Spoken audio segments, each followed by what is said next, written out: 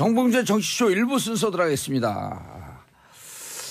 자, 1부 뉴스 브리핑. 누구신가요? 네, 안녕하십니까. 미디어오늘 정상근 기자입니다. 예, 미디어오늘 정상근 기자. 아, 우리 방송 벌써 1년. 1년이요? 1년이 넘었나? 아, 1년이 3월 6일인가 시작했으니까 1년이 가까이 오고 있네요. 아, 정치쇼가요? 예. 아, 네, 그렇군요. 1년 만에 이렇게 국민들에게 깊은 넓은 사랑을 받는 게 그 어려운 건데 어떻게 그걸 해냈지? PD와 작가들이 잘했나? 네, 그런 것 같습니다. 예. 이상한 선수 올림픽 3연패를 맞고요. 총 4번 출전했습니다. 2006년 토리노 올림픽에서는 여자 500m 깜짝 5위. 자, 이상하 제가 우리 딸이 또 쇼트트랙을 해갖고. 아, 정말요? 예, 조금 했어요. 한 1년, 1년 반. 지금은 안 하시고요? 아, 지금은 이제 애들이 좀 고등학생이니까 못해요. 왜냐면 늦게 시작해갖고. 네. 하도 학교에서 왕따 당하고 학교 안 간다 그래갖고 저 경기도로 옮겨갖고. 네. 화성에서 1년 반 하는데 날마다 죽고 싶다 그래갖고 결국 안 시켰어요. 아, 힘들어서요? 너무 운동할 힘들어. 때? 근데 네. 이제 그 코치들이 다 국가대표 출신들인데 그때 소전자면서 이런 얘기 하더라고요. 이상 같은 선수는 100년에 한 번 나올까 말까 한대요. 아, 예, 그렇죠. 예. 어제 경기도 정말 뭉클하더라고요. 어제 경기도요? 경기요, 경기. 아, 네. 여기. 경기? 네. 아, 어제 경기도. 네, 경기도. 네. 그랬죠. 난 또 경기도 지사 무슨 선거 얘기하는 경기도가 왜 뭉클하겠습니까? 어제 삐끗했어요? 3코너에서 삐끗했다면서요? 3코너에서 뭔가 좀 네, 살짝 빠져나갔다 뭐 그런 느낌이 딱 들더라고요. 나중에 인터뷰할 때 보니까 네네. 본인이 너무 빨라갖고 네. 이런 빠른 스피드감이 너무 오래간만이어서 좀 낯설다고 그 얘기하더라고. 그러니까 이제 그거 제어하지 못하고 네네. 좀 튕겨나갔나 보죠. 네, 이번에 그 평창 얼음질이 굉장히 좋아가지고 네, 속도가 굉장히 잘 나온다고. 우리가 그렇더라고요. 그 강원도 주민들, 그 도민들, 네. 대한민국 국민들이 얼음에는 또 강하잖아요. 군사문화, 군사독재는 꽤 오래 있었고 군인 보면 얼음. 땡 하시죠. 강원도 군인만 있니까 군인들 보면 무셔 얼음. 네, 이것도 땡 하시죠. 네, 첫 번째 뉴스 갈까요? 첫 번째 뉴스요. 네. 이런 뉴스 이제 하지 말았으면 좋겠어. 네, 저도 뭐 그러고 싶은데. 해도 너무해요 진짜. 이거 어떻게 이럴 수가 있지. 그렇습니다. 그 청취자분께 어떤 뉴스인지 말씀을 좀 드리면 이 검찰이 삼성에 이어서 현대자동차도 그 다스 소송비를 지원한 정황을 파악하고 수사 중이다. 네, 이렇게 한겨레가 보도했습니다. 이 서울중앙지검 첨단수사 1부는 현대차가 2009년에 이 다스의 소송비를 대납하는 형식으로 100만 달러, 그러니까 우리 돈으로 약 10억 원가량의 돈을 그 이명박 전 대통령에게 건넨 정황을 파악하고 수사 중이라고 밝혔는데요. 삼성이 다스의 소송 비용 약 40여억 원을 그 미국 대형 로펌 에이킹 건프에 송금을 했었잖아요. 근데 이것과 같은 방식으로 현대차도 지급을 했다라는 겁니다. 검찰은 이 돈 역시 지금 뇌물로 의심하고 있다고 하고요. 현대차는 이명박 전 대통령하고 뗄래야 뗄 수 없는 네, 그런 관계인데 그 이명박 전 대통령이 실소유하고 있는 것으로 보이는 다스가 바로 현대차에 납품하는 하청업체잖아요. 이 다스는 2004년에 연매출이 2,200억대였는데 2004년에 네, 2004년에 연매출이 2,200억. 2,200억. 그때도 네. 많이 올라간 거예요. 그때도 많이 올라갔죠. 2002년서부터 올라가기 시작해요. 그렇죠. 2002년 서울시장이 되잖아요. 네. 이 2004년에 연매출이 2,200억대였는데 그때가 언제였냐면은 그 이명박 전 대통령이 서울시장 시절인 2004년에 이 도시계획 규정까지 바꿔가면서 이 양재동 현대차 사옥을 중축을 하도록 이 허가한 바 있던 그때입니다. 근데 그때 이후로 2,200억까지 매출이 좀 늘었다가 그 이명박 전 대통령이 퇴임한 직후인 2013년에는 1조 원을 넘었죠. 매출이. 네. 엄청난 큰 기업으로 급성장을 한 건데요. 네, 그렇습니다. 나라를 서울시장을 나라를 대통령을 자기 개인의 부로 축적하고 진짜 그 푼돈 이 재벌들 보기에는 푼돈인데 그걸 하려고 재벌들이 얼마나 이 정치인들 행정가를 우습게 봤겠어요. 그렇죠. 이 사실 뭐 이명박 전 대통령도 상당한 부자잖아요. 근데 이게 소송 비용 소송 비용 그 10억 원 이렇게 40억 원. 그냥 물론 어디 서민들한테 굉장히 큰 돈입니다만. 네. 40억도 10억. 어디 갖고 이시영 아들 둘이 그냥 살아도 부자 아니에요. 그렇죠. 아니 부자지간이니까. 네. 아버지 이명박 아들 이시영 부자지간으로 그냥 좀 어디가 살았으면 좋겠어요. 이렇게 국민들 신경 안 쓰게. 네. 그 부자가 그 부자는 예. 아니는 네, 아닌 네, 아니. 그렇군요. 네. 당황해서 말이 꼬이네요. 예. 이것도 있는데 그 아울러 서울 동부지검 다스 수사팀이 그 이명박 전 대통령 일가가 그 기존에 알려진 비자금 120억 외에 이 100억 원대의 비자금을 추가 조성한 사실도 새로 밝혀냈다. 예. 네, 이런 보도도 나왔습니다. 이 다스의 임직원들이 검찰에 소환되면서 이런 사실들을 줄줄이 털어놨다고 하는데요. 예. 다만 이 기존에 알려졌던 비자금 120억 네, 이거를 정호영 전 특검이 격리 직원의 개인 횡령으로 몰고 검찰에 이걸 수사를 입첩하지 않았었잖아요. 예. 근데 이 부분에 대해서는 기소하지 않는 쪽으로 방침을 정한 것 같다. 네, 이런 언론 보도가 나왔습니다. 기소하지 않는다. 네. 왜요? 이유는 뭐가 뭐 딱히 드러난 건 없는데 예. 네, 이 부분을 기소하지 않겠다는 방침이라고 하네요. 이 왜요? 공소시효가 내일 모레라고 해요. 이틀밖에 안 남은 건데 이 이틀 안에 빨리 기소를 해야 아니죠. 100억 넘어갈 추가된 것도 텐데. 2007년 그 무렵인가요? 그 이후 무렵인가요? 그 이후는 공소시효가 5년도 남았는데 네, 그 무렵인 것으로 그 무렵인 것으로. 언론 그래서 보도에 나와 있습니다. 기소하지 않겠다. 네, 그러니까 기소하지 않겠다는 부분은 이 비자금 120억 원을 검찰에 넘기지 않은 부분, 예. 네, 이 부분인 걸로. 네. 예. 그러면은 그 배임 횡령도 기소하지 않겠다는 거예요? 아니면 검찰에 알리지 않은 정호영 특검을 기소하지 않겠다는 거예요? 정호영 특검을 기소하지 않겠다는 겁니다. 이 기소하지 검찰에 않겠다. 알리지 않은 그 혐의를 그 기소하지 내용은 않겠다는 거죠. 기소하지 않겠다. 네네. 이미 자료는 같은데 꼭 집어서 얘기하지 않았기 때문에 네. 문제는 있다라고 볼 수 있지만 굳이 그걸 범죄 행위로 볼 수는 없다. 근데 사실 그것도 좀 의아한 거죠. 네, 네. 의아한데 어쨌든 뭐 검찰이 제 식구 감싸기다라고 비판하게 되면 할 얘기 없죠. 네, 그렇습니다. 너무 깊이 들어간 건가요? 우리 사람들이 잘 이해를 못하는데 그냥 이렇게 통 짚고 넘어가면. 그렇죠. 뭐 추가로 뒤에서 또 얘기를 하는 걸로 안 제가 할 알고 것 있어서. 같은데. 네. 아, 그 해요? 알겠습니다. 자, 또 두 번째 뭐가 뉴스. 있죠? 네. 예. 이 산업통상자원부가 권성동 자유한국당 의원을 채용비리 의혹으로 경찰에 수사 의뢰했다고 네, 한겨레가 보도했습니다. 예. 이 강원랜드 채용 비리 의혹에도 연루되어 있는 권성동 의원인데요. 이 권성동 의원실의 전 비서관 김아무개 씨는 지난 2013년에 이 광해관리공단이라고 있더라고요. 예. 이 광산 개발로 인한 환경 피해 문제를 해결하는 공공기관인데요. 예. 이 광해관리공단에 채용이 됐었다고 합니다. 그런데 이 과정에서 관련 규정 위반 및 인적성 점수 조작 등이 있었다는 것이 이 산업통상자원부 측 설명이라고 하는데요. 의혹은 크게 두 가지인데 이 광해관리공단이 2013년에 그 김 전 비서관을 뽑을 때 이 예. 공단 기획조정실장 면접만 보고 특별 채용했다. 라고 해요. 그게 일단 하나인 거고 예. 두 번째는 2016년에 이 사람이 정규직으로 전환이 됐었거든요. 이 전환 과정에서 그 정규직 전환을 위해서 그 채용 공고를 따로 냈는데 예. 이 모집 공고에 완전히 이 김 전 비서관을 위한 맞춤형 채용 공고, 네. 이를테면 이제 국회 경력을 요구한다거나 아니면 김 전 비서관의 전공 출신만 뽑겠다고 공고를 한다거나 그런 부분들이 좀 있고 그리고 그 인적성 시험 점수도 조작했을 가능성이 있다. 네, 이렇게 두 가지 큰 갈래로 나눠져 있습니다. 근데 그러니까 이렇게 문제가 있는데 어떻게 권성동 법사위원장은 네. 그거를 수사 외압을 받았다라고 그 폭로한 네. 안지현 검사인가요? 폭로한 사람은 안미연 검사입니다. 안미연 검사. 그분을 어떻게 고발하는 이런 뻔뻔함이 있을 수 있을까? 그러니까 정치인들이 이렇게 뻔뻔하게 보니까 정치인들 계속 못 믿고 그러는 거거든요. 근데 좀 의아했던 거는 이 안미연 검사를 고소를 했을 때 예. 허위사실 유포나 아니면 명예훼손 이게 아니라 예. 통신비밀보호법으로 알고 걸었다고 있는 하더라고요. 비밀을 얘기했다. 그럼 내부 고발자가 알고 있는 거 비밀 얘기해줘? 모르는 비밀을 얘기합니까? 그렇죠. 내부 고발자는 당연히 그럼요. 내부에서 알고 있는 비밀을 얘기하는 앞으로 건데. 이제 이 권성동 법사위원장 논리대로 하게 되면 네. 내부 고발자들은 아무것도 알리면 안 돼요. 다 통신비밀법으로 걸어버려야 돼. 그렇죠. 그러니까 그 그게 무슨 폭로한 말 같지도 않은 소리야. 이 폭로한 내용이 거짓말이다 이걸 건 게 아니라 예. 왜 폭로했냐라고. 그러니까 네가 걸었다라고 알고 볼 있는 수도 있는 정보로 거죠. 내부 고발자가 왜 나와요? 네, 내부에 그렇습니다. 팍팍 쏟고 적폐를 어떻게 청산해 그럼? 그렇죠. 그 뭐 내부 고발자가 있어야 예. 되고 또 아니, 내부 우리 고발자는 보호를 받아야 되니까. 정상 기자가 네. 권성동 위원장이라고 하고 내가 질의할 테니까 답변해 보세요. 아니 아니요. 그럼 내부 고발자면 고발자 다 무서워요. 알고 있는 사실을 하는데 그거 고발하면 어떻게 하라는 거예요? 제가 그럼 그걸 모르고 있는 걸 얘기합니까? 네. 아니, 제가 그거를 권성동 법사위원장 당장 이거 뭐 사회복 내려놓으세요. 뭐 저라면 내려놓을 것 같습니다. 일단 법사위원장이니까. 지금 이상하게 웃겨요? 네. 네, 저요?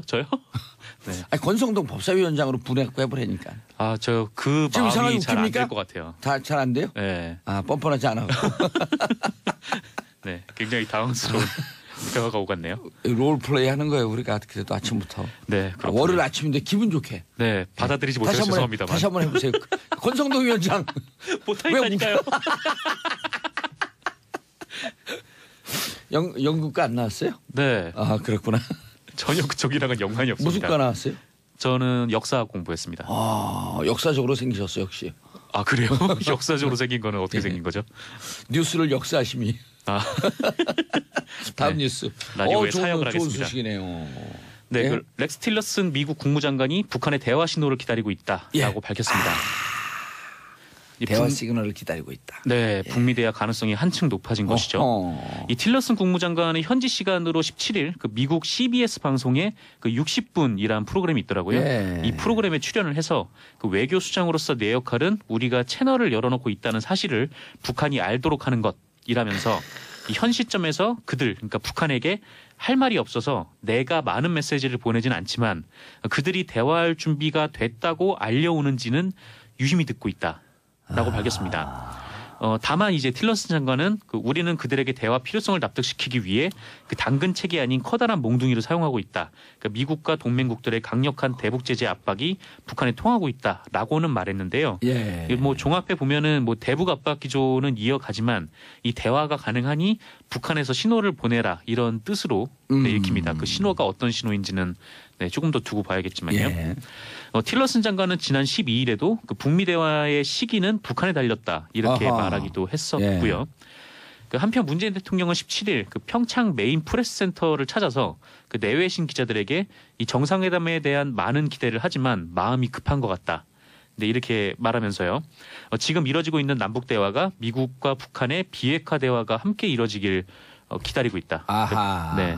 그러니까 북미 간에 먼저 대화가 좀 조성이 돼야. 예, 그럼 남북이 단독으로 정상회담을 가든다든지 하는 네. 과속 행보를 하지 않겠다. 그렇죠. 그리고 한미 간의 그 한미 공조, 네네. 한미 동맹 관계를 해치면서 혹은 오해를 사면서 갈 생각은 없다. 네, 그런 이런 뜻으로 뜻으로 보이고 받아들여지네. 있습니다. 예. 아무래도 미국과 북한의 대화가 같이 이루어지지 않으면은 성과가 한계가 좀 있을 수밖에 없으니까요. 그렇죠. 결국 종국적으로 남북 정상회담, 북미 회담 목적이 네. 북한의 핵을 폐기하자는 거 아니에요? 그렇죠. 핵을 폐기하고 뭐 남북과 뭐 평화 체제로 이렇게 돌아가면 그렇죠. 그 돌입을 하면 뭐 처음에는 더 이상 실험하지 않겠다. 네. 그렇지만 뭐 2단계, 3단계 갖고 종국적으로는 결국 핵 폐기 아니에요. 그렇죠. 이제 핵 폐기로 이제 나아가는 길이 그렇죠. 그게 방법인데 네, 어쨌건 그 문재인 대통령은 좀 이렇게 북미 간 대화와 함께 남북 대화가 이렇게 같이 병행돼야 된다. 예. 좀 그런 의미인 것 같습니다. 알겠습니다. 메르스 정부 부실 대응 책임 인정 법원 판결 나왔다. 정부 부실 대응 책임 있다. 네, 그렇습니다. 오호. 메르스 사태 당시에 부실한 초기 대응 등 이 정부의 예. 책임을 인정하는 법원 판결이 나왔는데요. 이 지난 2015년에 메르스 사태가 있었는데 이때 총 186분이 감염이 돼서 38분이 숨졌었어요. 예. 당시 정부의 대응이 좀 황당했는데 뭐 낙타랑 접촉하지 말라라든가 아니면 뭐 유언비어를 차단하겠다면서 또 모든 정보를 다 차단을 해버린다던가 또 이제 또 살려야 한다라는 그런 네, 종이를 붙이고 또 이제 박근혜 전 대통령이 병원에 갔을 때 좀 있었던 그런 총국도 좀 있었죠. 무슨 나라를 그렇게 운영을 해요. 진짜 무슨 초등학교 뭐죠? 학교에 하는 것도 아니고. 네, 게다가 이제 뭐 감염 사태라는 이런 살려야 한다. 국가적 진짜 그거 네, 기억나네요. 그렇죠. 거기다가 무슨 의지를 보이는 것처럼. 그것도 궁서체로 네, 적어가지고 궁서체인지 어떻게 알았어요 또. 아니 궁서체는 이게 티가 나잖아요. 아, 네. 반드시 살려야 한다. 네, 살려야 왜 한다라고 착하게 써 살자 있었죠. 그러지? 이마띠 들고 착하게 살자. 반드시 살려야 한다. 네, 그걸 때문에 이제 패러디가 본물처럼 나왔었죠. 아, 이 어쨌건 이후에 이 메르스 30번 환자가 국가를 상대로 소송을 내서 예. 네, 서울중앙지법이 국가가 이모 씨에게 1,000만 원을 배상하라 이런 원고 승소 판결을 내렸습니다. 알겠습니다. 정상 기자님 수고하셨습니다. 네, 감사합니다. 네, 오늘 커피 마시죠? 네, 네, 제가 맛있네요. 쏜 겁니다. 네, 잘 먹겠습니다. 자, 저는 2부 최박장으로 돌아옵니다. 봉준 정치쇼 2부 순서 들어가겠습니다. 월요일 행복해요. 네. 예, 낚였어요. 아이고. 자, 뉴스 골라주는 여자, 뉴스 골라주는 남자 세 분이 나오셨습니다. 최막장이 아니고 최박장 최영일 평론가님. 네, 안녕하세요. 뭐가 행복했고 아들 잘한 것처럼 고개를 끄덕. 이제 뭐 설 명절 다 지났고요. 예, 열심히 일할 일만. D-13이고요. 그렇죠. 예. D-13이네요. 뭐가요? 몰라요. D-7일 아니에요? 이제 폐막식은 네, 폐막식은 딱 예. 일주일 남았습니다. 예. 정봉주의 운명 D-13. 자, 전윤성 기자님. 네, 안녕하세요. 예, 박연미 기자님. 네, 안녕하세요. 어느 자리 갔더니 박연미 기자님 엄청 빅 울트라 칭찬하더라고. 누가요? 목소리도 좋고. 네. 우리 아버지인가? 아니 그럼 친구분이 아버지세요? 왜요? 그리고 내용 좋고, 감사합니다. 비주얼 좋고. 감사합니다. 그래서 제가 가까이서 보면 더 좋다 그랬어요. 와. 예, 얼굴 빨개졌어요. 그러니까요. 예. 예. 홍시 됐어요, 홍시. 그러니까요. 부끄럽네요. 예, 네. 박신대 홍시 됐어요. 어이쿠. 자, 월 없이 응원할 수 있었던 연휴 어젯밤 이상호 네. 선수 메달 아쉬웠지만 아유, 아름다웠다. 안 아유, 하셨어요? 안 하셨어요. 하나도 안 하셨어요. 여기 써줬어요 이렇게 네. 좀 읽게 놔두세요. 나 네네네네. 아쉬웠지만 아름답죠. 이거 작가님께서 아쉬웠던 거지. 이 금지상주의자. 우리 작가님은 금지상주의자. 유명 씨 여기. 1등만 좋아하는 네. 세상. 그러니까. 아니, 그냥 이상화의 플레이를 계속 못 볼까봐 아쉬웠던 아니요, 거죠. 계속 맞아요. 나올 수 네. 있다. 근데 은퇴 안 할 것 같은 당장은 분위기. 아니지만. 네. 네. 지금 30 넘었지 않아요? 아니요. 지금 29. 예. 29. 89년생. 계속 해도 되지 않을까요? 그런데 이게 아니 고다이라 금지상주의자 뭐라고 비판하면 네. 안 돼요. 그렇죠. 금지상주자. 금지상주자. 그런데 이 고다이라 선수는 86년생이에요. 오. 이상화보다 3살 언니예요. 31살이죠. 근데 어떻게 네. 뒤늦게 코칭과 감독을 바꾸고 그 뒤늦게 빛이 났다 그래요? 네. 그 전성기가 뒤늦게 오는 선수들이 그럴 수 간혹 있죠. 있다고 네. 하더라고요. 아. 네. 늦되는 사람들 있잖아요. 네. 저를 보고 얘기하시나. 네. 네. 정봉주 늦되는 사람들. 아니 근데 늦대는 게 네. 우리 아들도 그렇게 늦대요. 아. 저희 그 집안의 내력에. 내력이거든요. 아. 그래서 그런 것을 커버하기 위해서 하나님께서 이렇게 동안을 주신 것 같아요. 지금 졸지의 동안으로 지금 내몰리신 야, 거군요. 고다이라를 또 야. 그렇게 가져가시네요. 네. 자신의 깔때기로 또 하나 이렇게 배워갑니다. 수렴을. 네. 아, 대단합니다. 많이 배웁니다. 그거 내가 얘기했죠. 많이 부족해요, 여전히 아니, 우리는. 금강산 골프 그 얘기했죠. 한 홀에 가면요. 깔때기 홀. 깔때기 홀. 그린에 올려놓기 하면 쪼르르 빨려들어요. 근처에만 놔도. 근데 그 회장님 말씀 재밌어요. 여기까지 와서 예? 네. 올해는 이걸 한번 한번. 해야지. 깔때기 좋은 거예요. 그렇죠. 네. 좋은 겁니다. 그 자, 어제 뭐 고다이라. 너무 아름다운 장면이었죠. 근데 저는 삐끗했어요 진짜. 삐끗은 안 했어요. 보기에 삐끗은 안 했는데 이상화 선수가 본인만 아는 거예요. 뭐냐면 너무 강한 스피드를 스스로 주체하지 못해서 그건 너무 네, 강했다고. 마지막 코스에서 실수를 했다. 근데 거기서 속도를 줄였던 것 같아요. 사실은 달렸으면 네. 고다이라 튕겨서 선수하고 사실은 0.4 0.4초. 네. 예, 그러니까 뭐 간발의 차이인데 아마 스타트는 워낙 좋았고 네, 100m 고다이라 까지는 선수보다 빨랐어요. 빨랐기 네. 때문에 그 속도를 컨트롤만 잘해서 피니시 라인까지 밀고 들어왔으면 어쩌면 이제 고다이라를 앞섰을 가능성도 있는데 그걸 본인이 가장 아쉬워하는 거죠. 그래서 얘기를 했는데 눈물 펑펑 쏟고 네. 이 허탈감 또 해방감 여러 가지가 만감이 교차했을 것 같은데요. 전 더 좋았던 게 뭐냐면 고다이라 선수랑 우정이 끈끈해요. 네. 그러니까 어찌 보면 우리나라 태극기와 네. 그 옆에 일장기를 들고 1, 2위 선수가 나란히 트랙을 이렇게 가면서 네. 손을 흔드는데 네. 우는 이상한 선수를 고다이라가 또 언니인데 끌어안아주고 그리고 나중에 인터뷰에서 밝힌 걸 보니까 야, 평창에서는 상화야 네가 1등해 내가 2등 할게 고다이라가 이랬고 이상한 선수는 아니야 언니가 1등해 아니, 내가 1등 그래놓고 할게 이러기예요. 그랬는데 자기 얘기처럼 돼버렸다 그러면서 이제 아니, 이러냐. 허허 웃더군요. 네 좋습니다. 네. 스포츠맨십이 네. 다 보여줬고요. 한일 다 관계가 최선 그렇게만 다했고요. 된다면 참 좋겠네요. 우리 학부모님들은 초등학교 또 학부모님들은 두 가지 이유로 나뉜대잖아요. 네. 빙상시킬까? 음.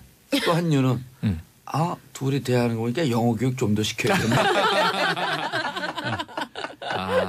교육이네 교육. 아, 네. 한국 진짜. 예, 부모님들. 예.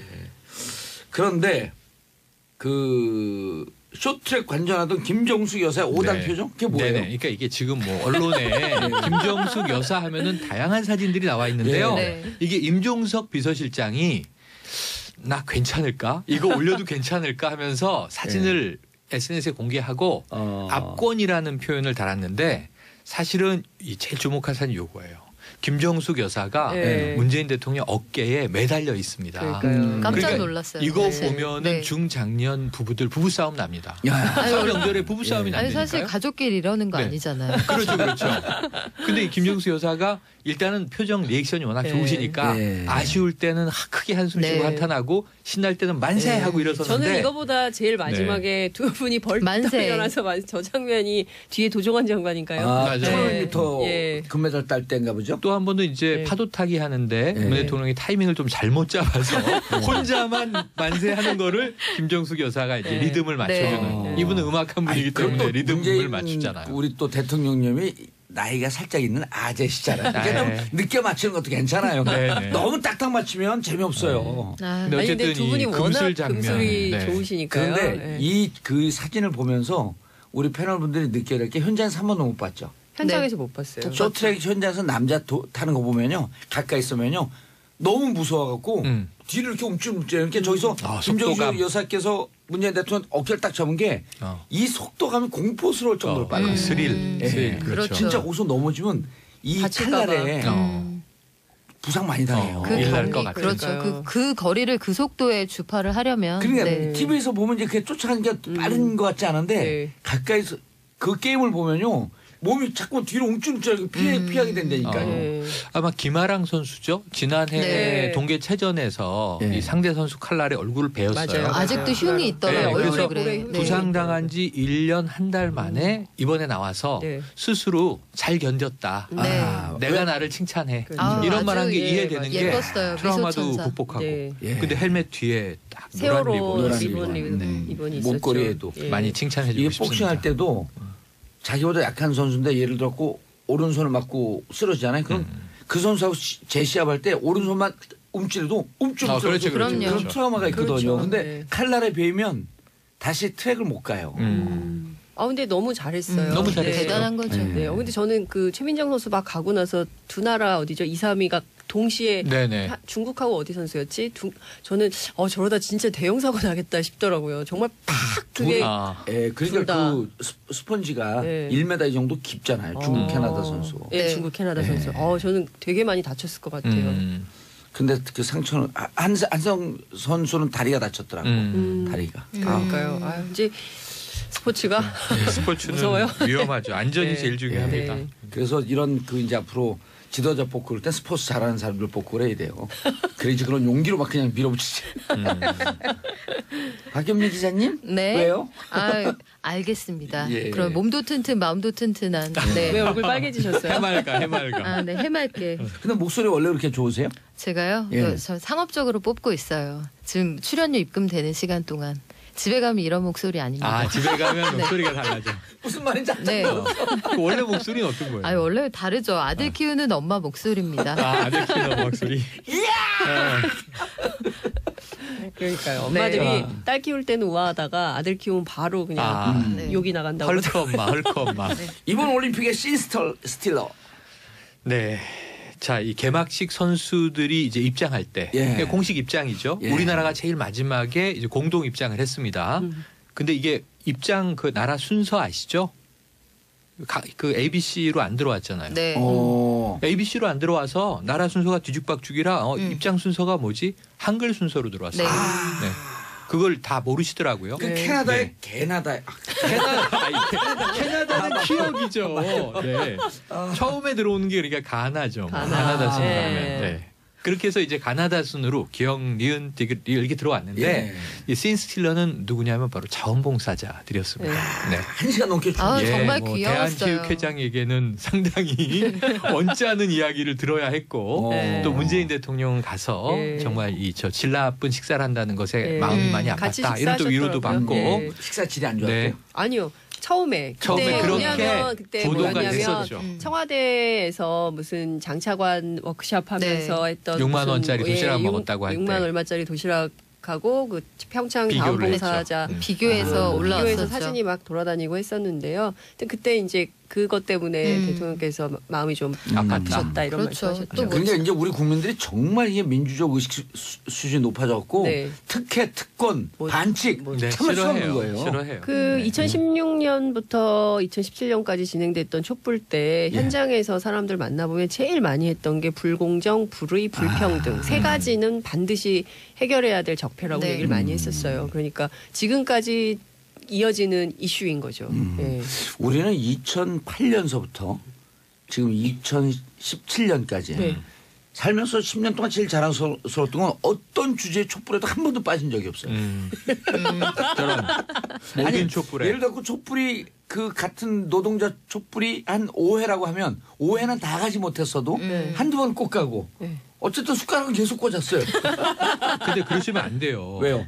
계속 가야 기억해 돼요? 보시면은 예전에 이 박근혜 야당 대표 시절에 네. 이 사학법 개정 반대 네. 촛불 시위가 있었어요. 예. 거기도 나가셨어요? 거기도 가신 거예요? 아니 거기는 진짜 농담 아니고 황우여 그때 네. 당시 교문위원장. 교문위원장에게 네. 대구에서 당신들 집회할 때 내가 가서 설명하겠다. 음. 그러니까 황우여 위원장이 뭐라는 줄 알아요? 그러면 그거 계란 맞고 돌 맞고 그래. 그래서 괜찮아요. 그러니까 당신이 정치적으로 큰다 말이야. 그러면 그렇죠. 그 가고 싶었어요. 예. 그래서 어쨌든 이제 신 스틸러가 개막식 때 이 1시간 넘게 춤을 추었던 자원봉사자들이었다. 예. 그래서 이제 문재인 대통령이 아 우리 방문을 해서 모르는 분들은 알지. 신 스틸러는 무슨 뜻이에요? 신 스틸러는 예. 이 드라마에서 예. 주연이 아님에도 불구하고 음흠. 영화나 드라마에서 시청자나 관객의 눈을 한 방에 사로잡는 예, 그 씬을 네, 씬을 훔쳐오다. 끌어당긴다, 아. 훔친다. 예. 씬 도둑 이렇게 해야 되겠네요. 네. 씬 도둑, 장면 그래서, 도둑. 예, 장면 도둑. 장면 도둑 좋네요. 그래서 이번에 이제 문재인 대통령 김정수 여사 자원봉사자 위로 자리에서 또 선물을 후한 선물을 풀었습니다. 예. 기쁘다 선물 오셨네. 머플러인가요? 머플러. 예. 빨간색의 예. 흰 줄이 있는 예쁜 머플러. 예, 그러니까요. 자, 그 올림픽 와중에 또 대통령께서 남북 네. 정상회담을 우물과 숭늉에 비유했다. 네, 이게 뭐냐면 그 남북 정상회담 얘기인데요. 예. 아, 이게 문재인 대통령이 운전석에 앉았는데 음흠. 남북 관계와 북미 관계를 이제 개선하기 예. 위한 조종자 역할을 하는데 여기서 너무 일각에서는 정상회담에 정말 목매서 좀 속도전으로 가다 보면은 이렇게 비핵화 문제라든가 꼬이는 것 아니냐 주로 야당이나 언론의 이제 이 견제 비판이 있었습니다. 근데 이 말씀이 완급 조절에 굉장히 중요한 얘기예요. 지금 남북 정상회담 얘기하는 것은 우물가에서 숭늉 찾는 격이다. 그 다음 얘기가 또 있어요. 비핵화 논의가 북미 간에. 그 북미 간에 또 북미 간에도 남북 간에도 테이블에 올라올 수 있어야 한다. 북한이 이제 비핵화에 대한 논의를 준비해야 한다. 이런 촉구를 합니다. 예. 그러니까 이제 순서를 명확하게 하는 거죠. 그러니까 무조건적인 조건 없는이 아니라 김여정 특사 왔을 때도 얘기했잖아요. 전제를 만들어서 여건을 같이 만들어. 여건을 만들어서 같이 성사시켜 예. 나가자. 예. 이 여건이 뭐냐? 북미 대화 선결해야 된다. 그 북미 대화의 조건은 뭐냐? 비핵화 비핵화를? 아젠다를 테이블에 올릴 수 있어야 된다.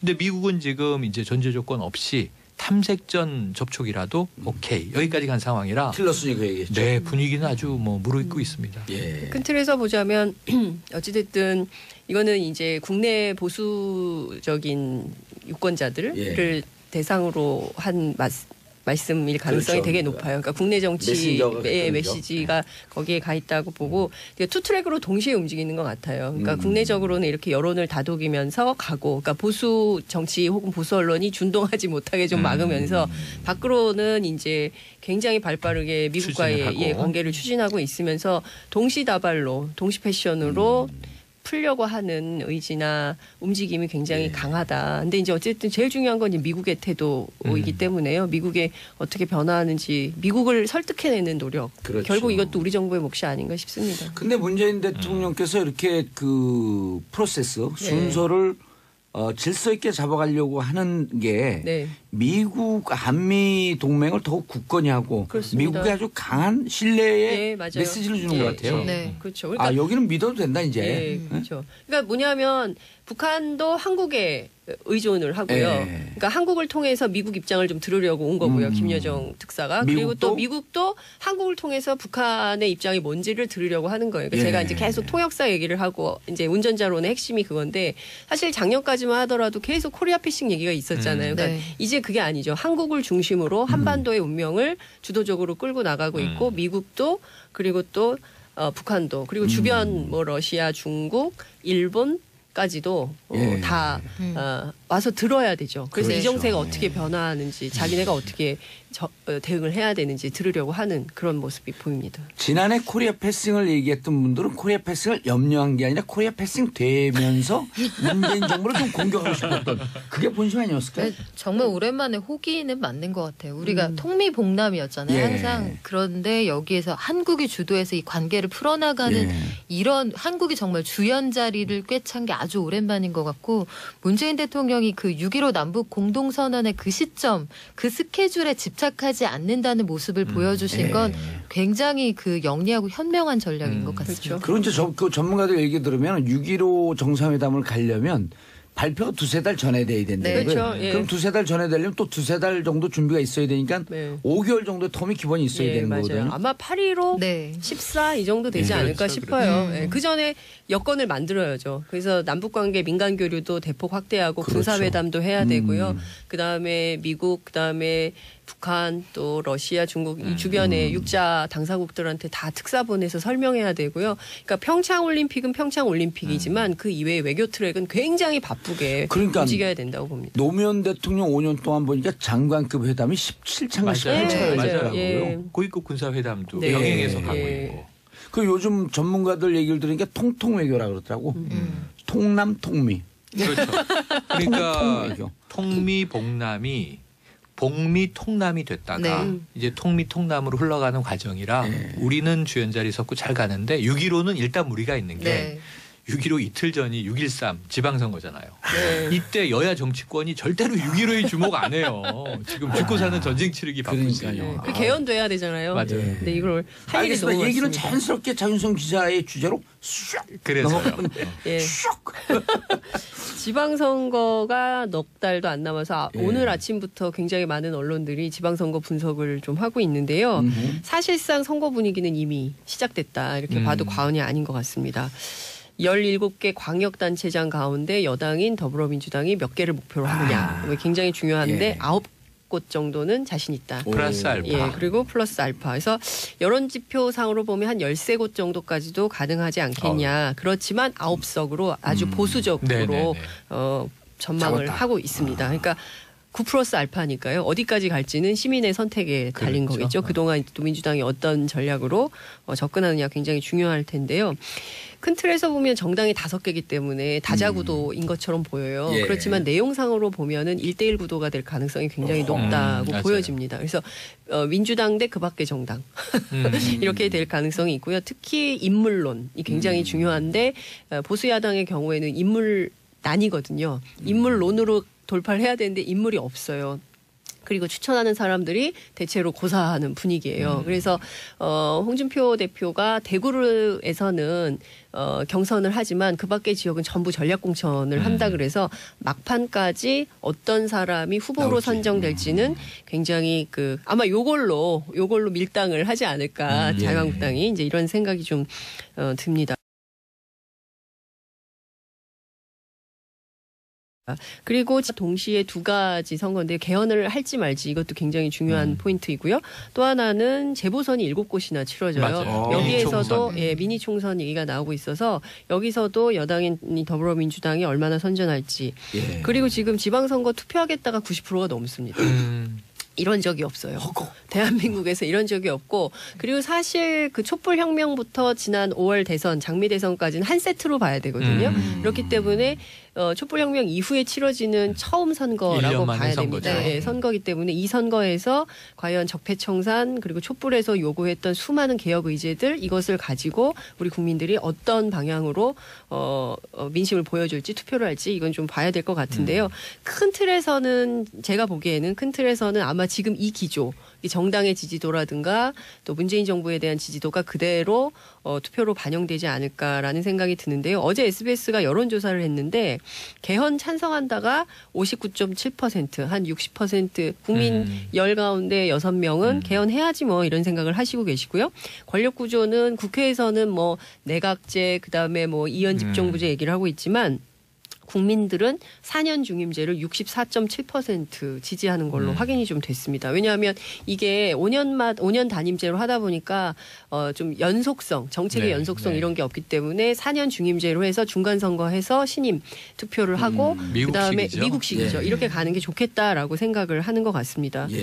그러니까 큰 틀에서 보자면 어찌됐든 제일 중요한 게 그동안 우리 선거하면 그 쫙 나오잖아요.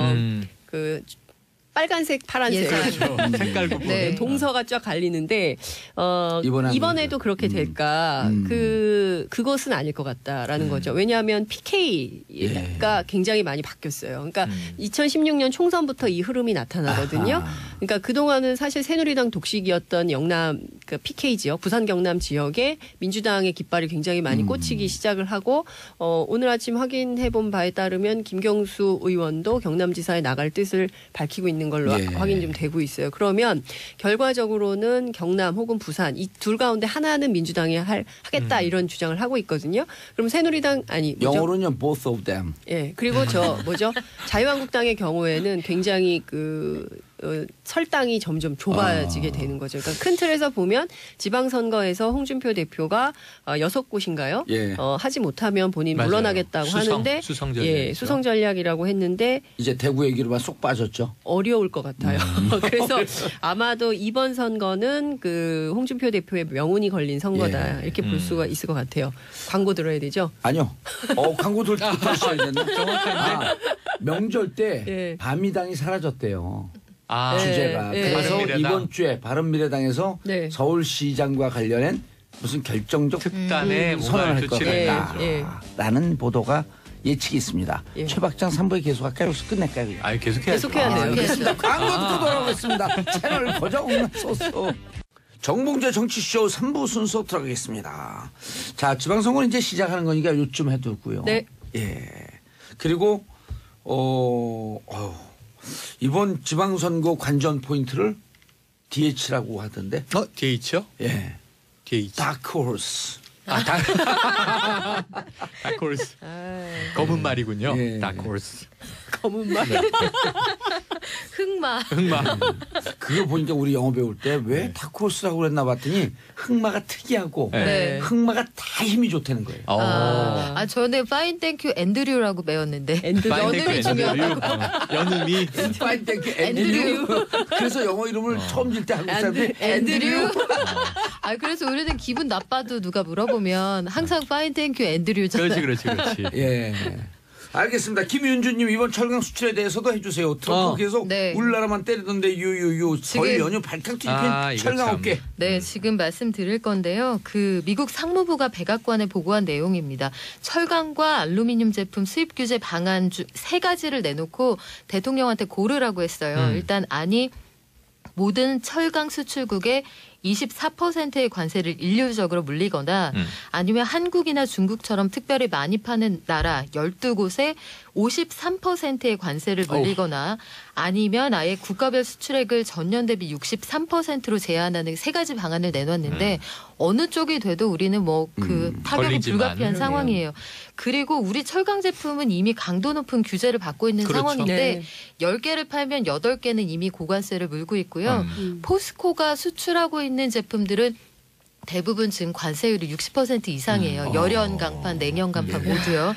그리고 지금 여기 특히 걱정이 되는 게 뭐냐면 유정용 강관이라는 게 있는데 이건 내수 시장이 전혀 없어요. 거의 100% 전량 미국 수출에 의존을 하는데 어디에 쓰는 거냐면 셰일가스나 아니면 원유 같은 것들을 수송하는 그런 강관이에요. 만약에 여기에 고관세를 매긴다 그러면 우리 포스코가 정말 어려워지는 그런 상황이 옵니다. 그래서 유정용 강관. 유정용 정말 기름 유자 써서 유정용 강관인데요. 그래서 설 연휴임에도 불구하고 그 주요 철강회사 대표들이 한 자리에 모였고요. 그 백운규 산업부 장관 주재로 회의를 열었는데 사실은 회의를 해도 이게 뾰족 수가 없는 상황이에요. 첫 번째는 지금 이 모든 사달이 벌어진 게 우리가 지금 이문열 소설로 치자면 우리들의 일그러진 영웅에서 엄석대 치하에 있는 거잖아요. 엄석대가 갑자기 빨간색을 초록색으로 하자 했는데 초록색이 아니라고 못하는 상황이 돼 있는 거예요. 요즘에 그 소설 많이 안 읽으시죠? 모르시나요? 네. 그런 데다가 지금 근데 읽어야 돼요, 애들. 12가지 봐줘야죠. 그 12개국을 선정을 했잖아요. 근데 여기에서 왜 한국이 들어갔느냐도 사실 의문인 게 기준이 명확지 않아요. 그 미국에 우리가 철강을 많이 파는 건 사실인데 제일 많이 파는 캐나다가 빠졌고 맞아요. 우리가 네. 그 네 번째로 많이 팔긴 하는데 우리 아래로 바로 멕시코, 뭐 일본, 다 대만, 빠졌죠. 독일 다 빠져나갔거든요. 그러면 왜 우리만 넣었느냐? 근데 이 근거를 명확하게 밝혀주지 않기 때문에 문제를 정확하게 내지 않았기 때문에 답을 정확히 낼 수가 없는 상황이에요. 또 나아가서는 지금 미 상무부가 이 철강의 문제를 안보하고 연결을 시키고 있어서 이 문제가 더 꼬여 있는데 뭐 논리는 이렇습니다. 파고들면 좀 조악한 얘기이긴 한데 철강이나 알루미늄 같은 것들을 자국 생산 비율이 너무 떨어져 버리면 우리가 이거 주요 인프라나 아니면 군수 산업에 급하게 필요할 때 수급이 제대로 되지 않으면 안보에 문제가 생길 수 있다. 자원 안보라고 이런 하죠. 논리를 펴고 있거든요. 근데 실제로 그 동부에 가면 베들레헴 스틸이라고 한때 세계 4위의 철강 회사였던 그 베들레헴 스틸의 폐공장이 있어요. 예. 제가 여기를 가봤는데 여기 가면 한국의 포스코 때문에 망했다 이런 설명문이 있거든요. 써 있어요. 그러니까 써붙어 있어. 여기에서 우리 탓을 하는 거예요. 근데 사실은 그 베들레헴 스틸이 망한 건 베들레헴 스틸에서 판매했던 그 주력 상품 H빔 가격이 220% 오르는 동안 임금이 900% 상승했기 때문이거든요. 그러니까 내부 혁신을 하지 않고 세계 시장의 조류를 보지 않은 채로 이제 철강이 어려울 때마다 그 수입 규제 좀 해주세요. 이렇게 연명을 하다가 회사가 경쟁력을 확보하지 못한 채로 이 역사의 뒤안으로 사라진 건데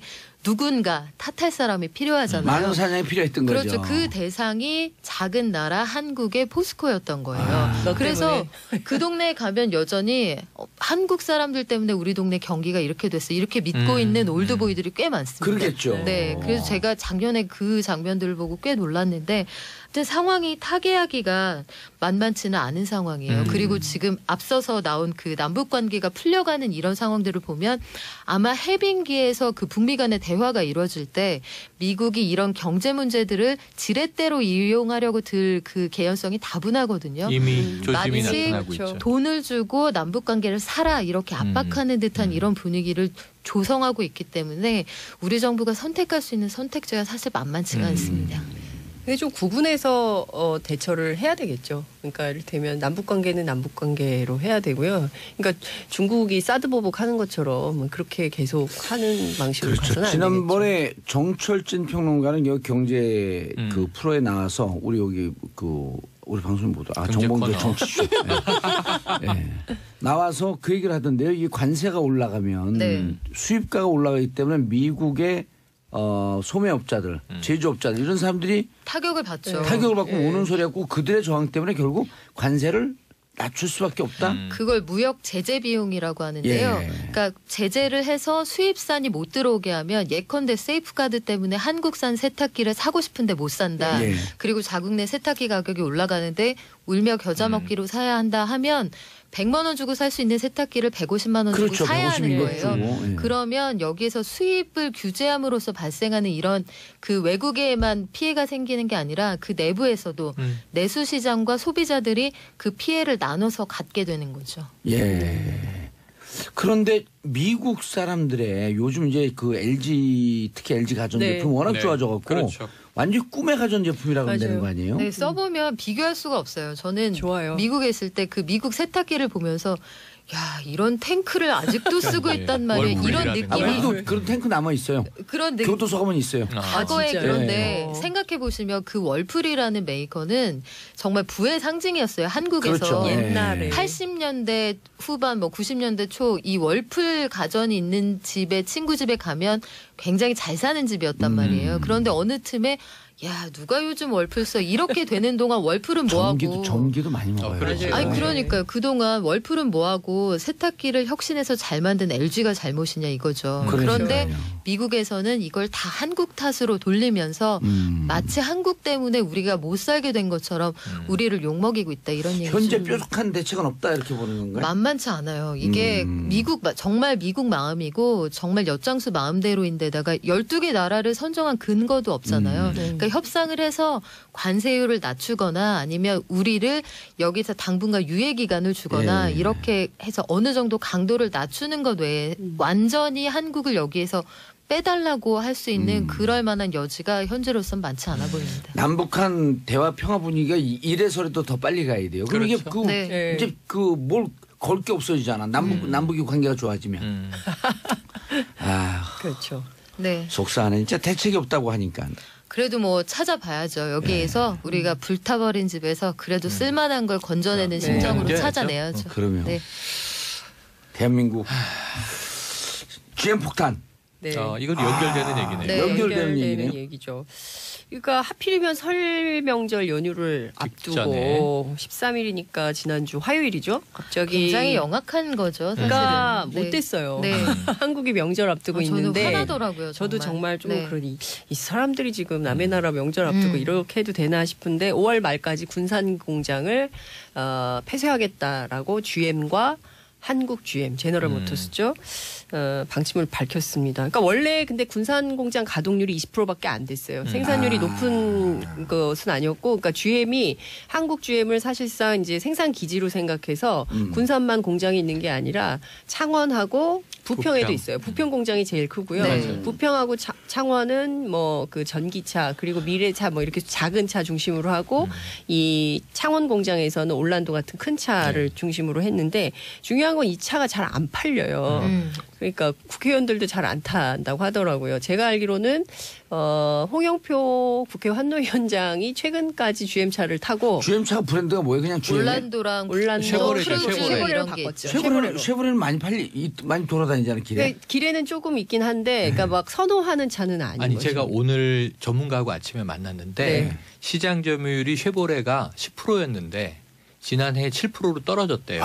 올라가지 않고요? 네, 근데 왜 떨어졌냐면 이게 말리부, 크루즈, 세단 이런 거고 SUV는 이제 이 뭐 트랙스, 올랜도 이런 건데 가격을 계속 올리고 있어요. 그러니까요.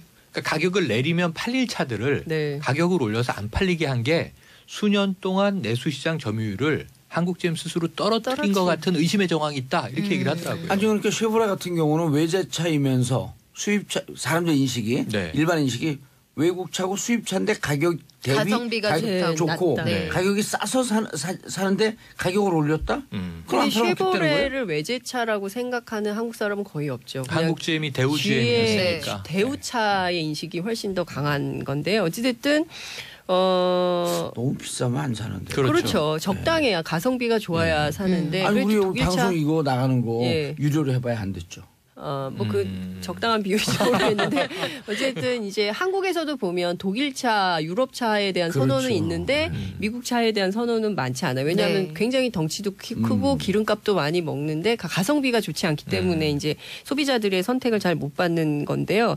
어쨌든 제일 심각한 문제는 실업 문제예요. 그러니까 이 공장이 폐쇄되면 12,000 그리고 군산 지역 경제 전체를 보면 14만 명까지 여파가 있기 때문에 갑자기 이 공장이 문을 닫겠다고 하면 이 자체가 큰 지역 경제에 위협이 될 수 있습니다. 그래서 그렇죠. 정치권에서 뭐 이를테면 더불어민주당의 경우에는 TF도 구성해서 대책도 한다고 하고요. 그리고 정부 차원에서도 발빠르게 움직이고 있고 그리고 노조는 파업을 결의한 예. 상황입니다.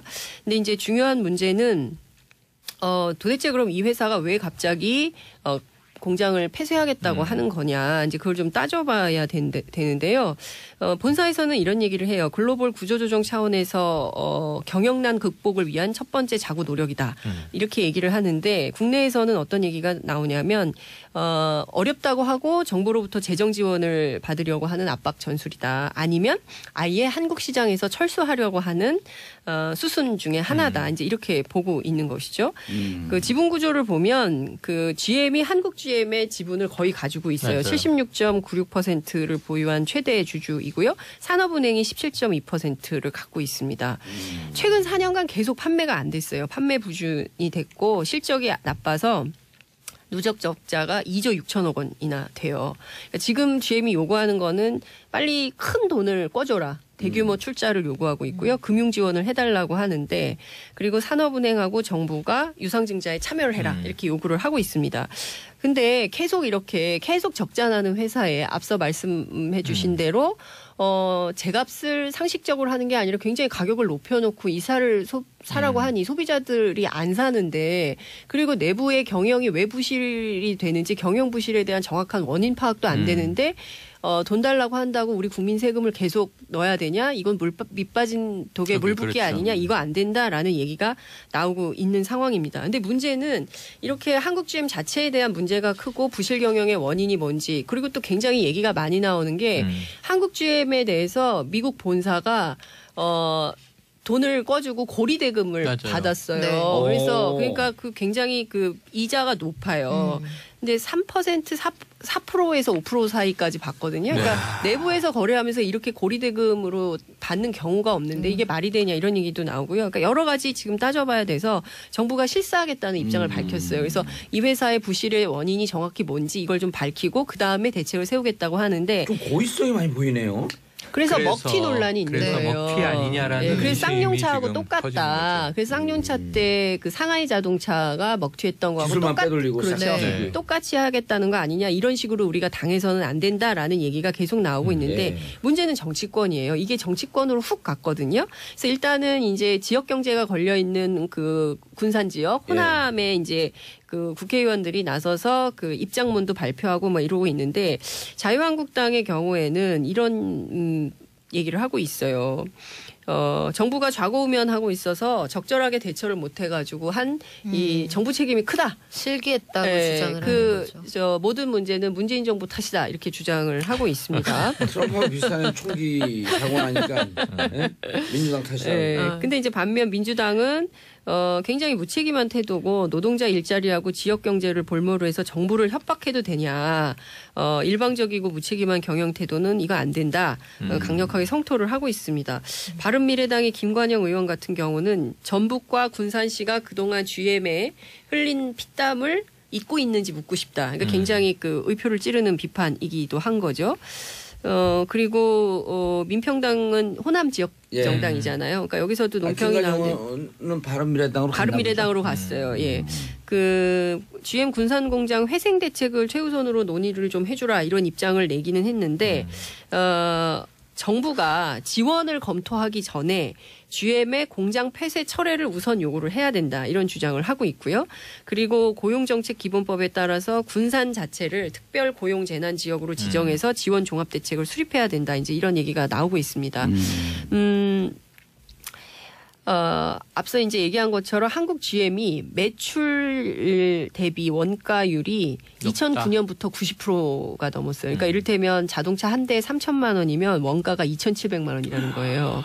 그러니 이 회사의 수익이 날 리가 없는 거죠. 그러니까 거기다 또 이자도 내야 되고. 그렇지. 이자도 내야 되죠. 이 구조가 10년 동안 방치가 된 거예요. 그러니까 사실상 이런 방식으로 마구 경영을 하고 그런데도 책임은 지지 않고 모든 책임을 정부에 떠넘기는 한국 GM과 GM이 올바른가에 대해서는 판단을 해봐야 되는 상황인데요. 어쨌든 내부에서는 이제 그 통상 문제도 심각하고 그리고 또 한미 FTA 관련해서도 그렇고 미국의 전반적인 압박이 오고 있는 거 아닌가라고 해서 긴장하면서 이 상황을 좀 봐야 되는 거 아닌가 싶습니다. 이게 심각한 문제가 한국 GM과 글로벌 GM의 이게 먹튀냐 아니냐, 그렇죠. 회생 가능한 거냐 아니냐. 그 지금 공적 자금을 투입한다면 실사를 우선해야 된다. 그렇죠. 이 김동연 부총리 입장인데 이 GM은 오늘 아침 보도를 보면은 실사 그거 영업기밀이라 공개할 수 없는데 그러면은 장부도 못 열어보고 뭐 몇천억을 넣으라는 얘기니까 말이 안 되는데 이게 제일 민감한 게 갑자기 백악관으로 뻥 튀어서 한국 GM 이 군산공역 폐쇄 결정을 트럼프 미국 대통령이 반기고 있어요. 트럼프가 미국 대통령이 아니었으면 못 들었을 소식이다. 그러니까 한국 디트로이트로 GM이 온다. 문 닫으면 일자리가 디트로이트로 온다. 오고 있다. 좋은 그들이, 소식. 예. 이게 심각한 거예요. GM이 벌써 디트로이트로 돌아오고 있다. 그래요. 그리고 무섭죠, 한미 FTA를 사실. 공정하게 무섭죠. 협상하거나 우리는 폐기할 거다. 이제 이런 얘기를 했죠. 아니 그러면서 온갖 막말을 하지만 결국은 미국의 이익에 부합한 것들을 다 순서대로 얻어내고 있잖아요. 그렇죠. 그런 면에서 트럼프가 정말 무섭고 어찌 보면 정치적인 귀재일 수도 있다는 생각이 드는 게 이 와중에도 챙길 건 다 챙겨가고 저는 역사상 이런 지행 합의의 리더는 본 적이 없는 것 같아요. 말을 근데 뱉으면 문제는 미국의 리더가 어떤 뭐 세계 경찰 국가 네. 그러니까 글로벌 리더기 때문에 항상 협조나 그렇죠. 상생을 얘기했는데 대놓고 아메리카 퍼스트를 이렇게 하는 전략이니까. 사람은 없었던 지금은 거지. 미국 우선주의만 얘기를 품위를 하니까. 내려놓은 시대라서 그렇죠. 품위를 제껴놓고 논의를 시작해야 되는 이 판을 어떻게 봐야 하는 것이냐인데 사실 산업은행이 이 와중에 여기에 5천억을 추가로 출자한다고 당장 살아날 것 살아나겠느냐? 같지도 않고 그래, 맞아요. 영원히 안 살아나요. 이게 뭐, 끝도 예. 아닐 것이기 때문에 부실은 2조가 사실은 넘기 때문에 국민 여론은 이걸 이렇게 들어가야 하느냐에 대해 퀘스천 마크가 커요. 그런 상황인데 당장 군산 경제의 지금 그 군산 지역 경제의 GDP를 놓고 보면 군산 지역 경제에서 그 수출량의 한 10%를 GM이 해왔다는 거예요. 그 굉장히 큰 양이고 저도 군산 출신 친구가 있거든요. 여기는 아버지부터 시작해서 오빠들 본인 이 직간접적으로 다 군산- 하다못해 고물상까지 연결이 된다는 네. 거예요. 그러겠죠. GM이 어려워지면 고물상 경기까지 어려워진다는 건데 군산의 정선이 이렇더라고요. 이렇게 이런 식으로 안 그래도 한 달에 한 5일 6일밖에 안 돌리던 공장이 언제 산소호흡기를 떼느냐 솔직히 시간 그렇죠. 문제였다. 그 우리를 볼모로 삼고 자꾸 정부를 이렇게 압박하는 이런 게 좋지 않고 우리도 너무 불안하니까 나가려면 빨리 나가고 그 5천억 정부가 있으면 5천억을 가지고 다른 대안을 그렇죠.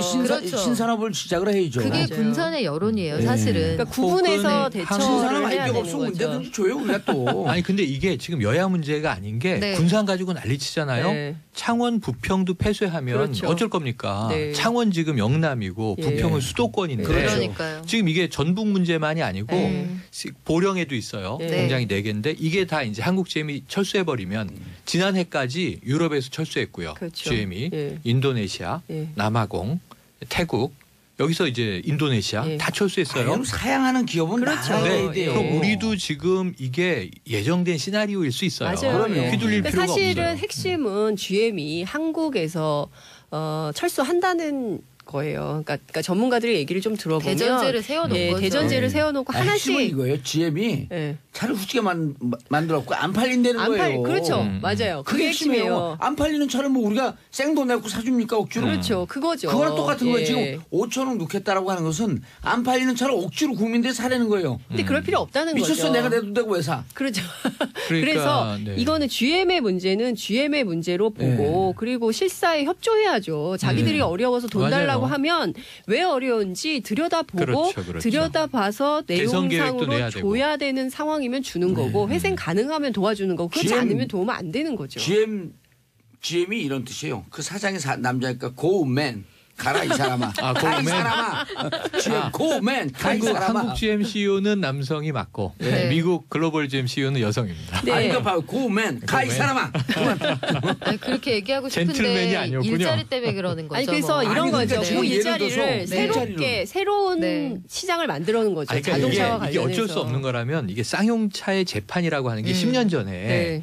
상하이 자동차가 쌍용을 사잖아요. 예. 먹튀하잖아요. 네. 그러니까 정부에 돈 달라고 그때도 그랬어요. 네. 그러니까 정부가 그럼 상하이 본사가 지원하면 정부도 매칭 펀드로 지원하겠다. 예. 본사는 지원 안 하고 네. 정부 공적 자금만 내놔라. 그랬다가 결국은 매각하고 먹튀를 했는데 자동차 기술은 6천억 원어치를 가져간 거 아니에요. 그렇죠. 그러니까요. 맞아요. 그래서 방황하다가 쌍용차 이 해고 근로자들 얼마나 고생했어요. 맞아요. 반올림이 생기고 하는 과정을 정말 보면 고생 트라우마 많이 치료 하죠. 아직까지 하고 있는데 네. 마힌드라 그룹이 사서 예. 티볼리 나오고 예. 상생을 이제 하고 있잖아요. 예. 삼성자동차도 표류하다가 르노 삼성이 됐는데 그렇죠. 지금 상생 모델로 자리 잡았거든요. 네.